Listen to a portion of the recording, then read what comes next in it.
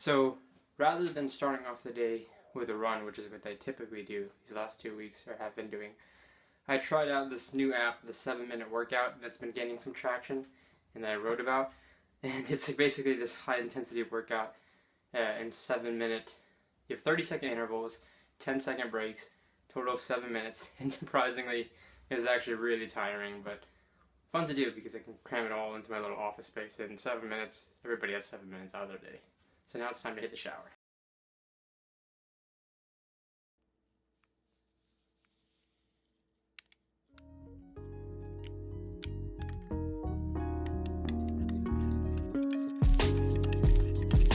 Warmed up some leftovers from yesterday. Now it's time to get started on some work.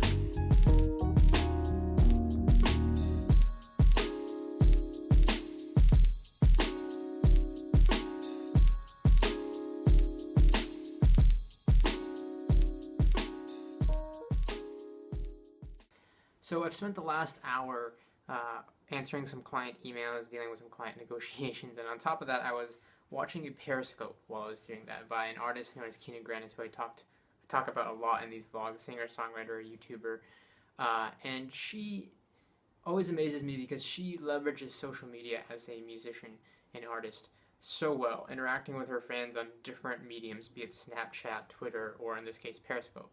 And I know this vlog is turning into like an app endorsement vlog. I promise you I'm getting paid by none of these apps, though I wish I was. But Periscope is this really great new app that obviously was bought by Twitter. Very similar to that of Meerkat, if you've heard of Meerkat. And she just followed me on Twitter. That's crazy. I just saw her follow me on Twitter.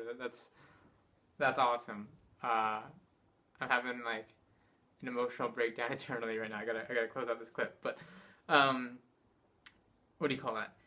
Periscope enables this new level of interaction, and it's just this really great way to hit this broadcast button and then go out there and like communicate with your audience, whether you're showcasing something for a couple minutes or you're sitting down and answering questions. It's nothing new. Live streaming has been around. I think it's all about timing. It's all about the way we interact now. It's all about how convenient our cell phone networks are nowadays, how easy it is to just literally live stream wherever we are and share something and then have an audience watch it live. So definitely check out Periscope if you haven't already. So during her broadcast, she actually put it out there that she wanted, to follow more people on Twitter and interact with their fans, but there was like 200 people in the broadcast, so I wasn't expecting any reply or response soon, but literally 5 minutes after that broadcast, I got the notification. I'm so glad I got that caught on the vlog. But, as a content creator, I understand this, and from following content creators, as simple as something like a follow or a comment or a message from somebody that you admire may seem to other people, it goes a long way, because I think it shows that one-on-one interaction, and it shows, like, especially at scale, when you have like 100,000 people watching you or 1 million people watching you, the more you scale, the harder it gets to interact individually on that level. And when you take the time out of your day to do things like that, it really does go a long way. And it takes seconds out of your day, it takes minutes, but it just goes a long way with your audience. And it's something definitely I strive to be continuing to do no matter where my growth may take me. Time to regain my composure and get back to work. So I just got finished shooting a 17-minute video on how to improve your writing workflow. This is going to be going up for DigitalDojos. It's a campaign that I'm really proud to have the folks over at Literature and Latte sponsor. They're the makers of an app called Scrivener, which is available for both Mac and Windows. But that being said, shooting videos is typically the easy part. Right now it's 17 minutes, but now comes in the whole post-production, editing it, cutting out a ton of my mistakes, and shaving off a couple minutes off the video, and, of course, exporting it. So off I go.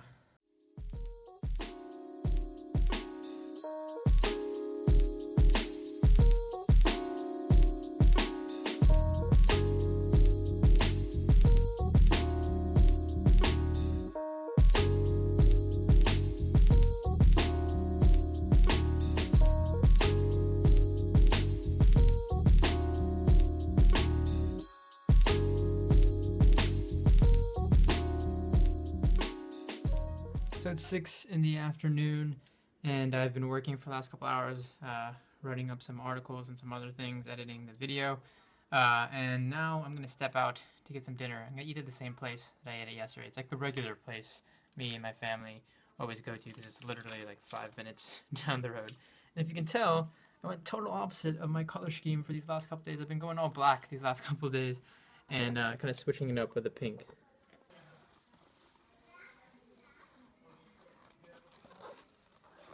Alright, so I'm done with dinner. I had dinner here with my mom, and then this is also the same place where they have like bingo. It's like a club, and my mom, like, they have the restaurant and then bingo's right next door, and my mom is gonna play. I think the game lasts like an hour and a half, so I'm just gonna pick her up later on because I gotta get back home because I gotta finish up some things. So I did get some dessert to go, so I'm pretty excited about eating that while I get some things done before I have to go back to go pick up my mom.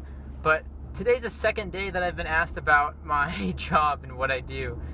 It's funny because I go to this place, like I said, all the time, and usually like every Saturday or Sunday for breakfast I'll always go there with my mom. It's just like the regular go-to spot, so I know a lot of the people who work there, and like 99% of them are Japanese workers, but they speak fluent, they speak both languages, I should say. And that being said, I had my waitress today asking me about what I do, and they all thought I was like older than I was because they were shocked to hear I was only 20.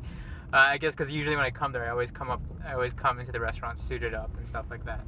But yeah, then they were just asking me what I do as far as like on the internet and computer, because like usually, like if it's already hard enough to explain to people what I do in the first place, like it's 10 times harder when I'm trying to translate it. Not that they don't, it would be lost more in translation. So typically I'll just say, like, when I'm talking to the Japanese, like, oh, I work on the computer. And in this case, I just say that I create videos. If I have to narrow it down, I usually just say videos, because videos is the main line of work that I do, obviously, though it consists of so much more stuff, but that's just a great way to keep it simple. And I kid you not when I say that it's been like a life goal of mine to go to a place frequently enough, like a restaurant, as to where you know the staff pretty well and you can go in, and like the movies, when they're like, oh, I'll have the regular.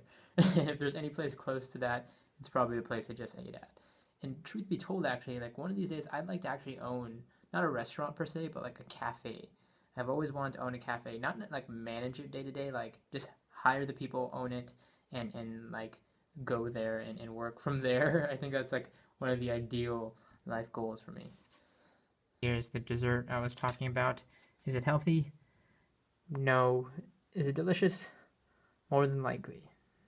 And I just bought the Tim Ferriss Experiment this season, first season that just released today, his newest show that he's released. And if you don't know who Tim Ferriss is, he's like a superhuman.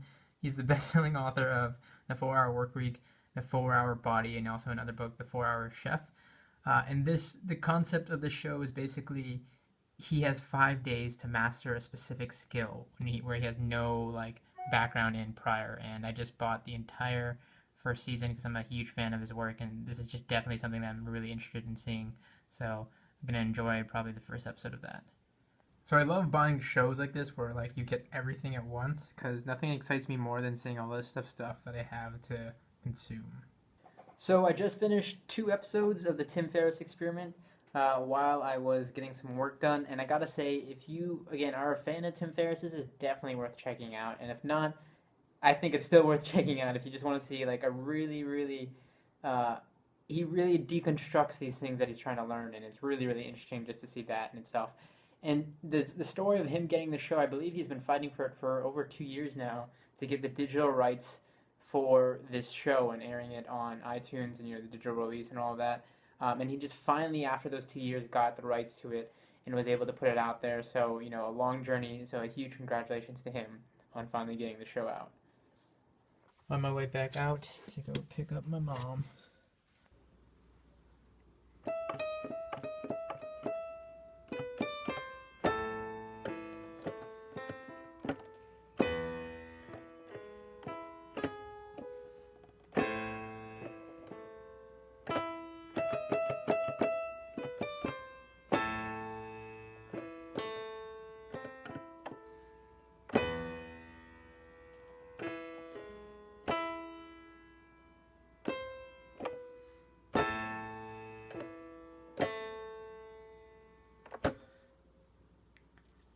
Yes! Now I know for you actual piano players I was probably really sloppy, but that's the cleanest I've played it thus far. Still gotta work on my whole hand placement and rolling over my fingers and all that. Where in the world did the time go? 4 a.m. and a fresh cup of coffee to keep me fueled. So I wanted to close out this vlog by answering a question that I get now and again.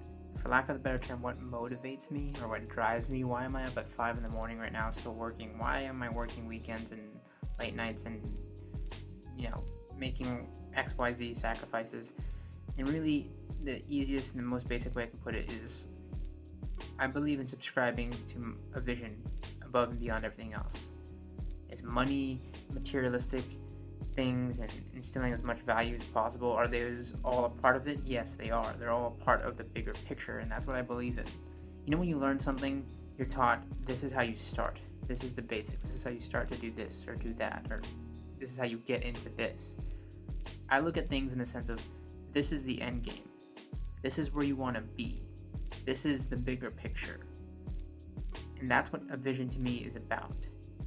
And each and every day I work towards that vision. What I define as my vision, what I define as the ideal lifestyle, what I define as what I want to do in this world before I leave it. I appreciate the recognition and respect for what I've done, but it's going to fail into comparison towards what I'm going to do. And here's a secret. I may never truly get and accomplish that ideal vision because it's always being changed and adapted and added onto. But to progress and even work towards that vision and have that opportunity, that's all the motivation in the world I need.